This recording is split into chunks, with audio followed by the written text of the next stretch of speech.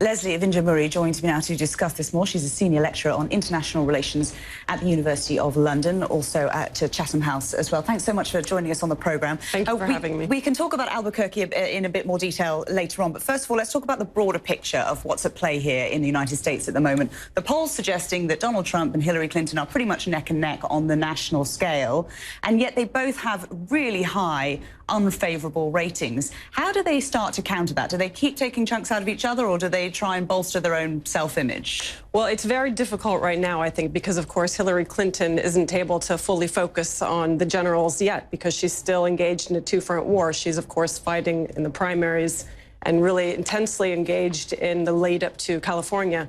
So I think things will change quite a lot once that race is over and there's a move to the generals. And then I think we will see Hillary increasingly trying to really focus on the issues and lift the level of debate.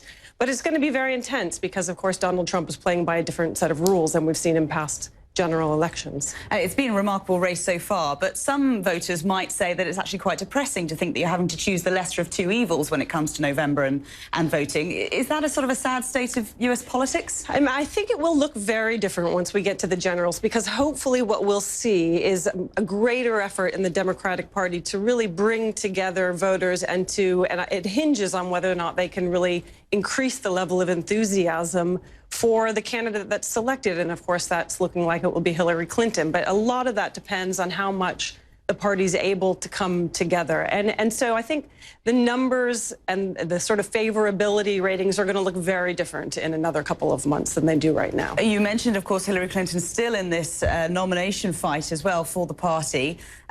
What is Bernie Sanders' game plan here? I mean, he says he's going to be in it until the convention. He's sticking there. But, I mean, mathematically, he can't really win. So what's the point? Yeah, Bernie Sanders, I think, is playing the long game for American politics and for the Democratic Party. None of the numbers look like he can possibly win the nomination. But he's having a real impact. We've seen this throughout the campaign. He's moving the Democratic Party, and he's moving Hillary Clinton more to the left. He's now got 5 seats on the policy platform that's shaping the agenda for the Democratic Party, and he's appointed progressives.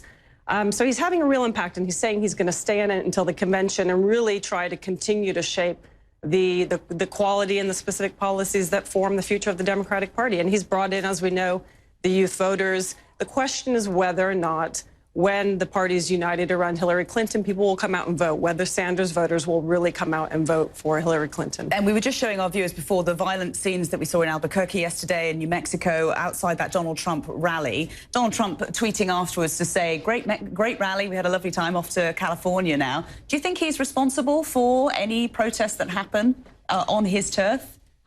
Responsibility is a really difficult thing to discuss. I think that it's undoubtedly the case that Trump's style, his approach to the campaigning has brought out a really negative side. It's stoked the fires. It's created more anger than probably existed.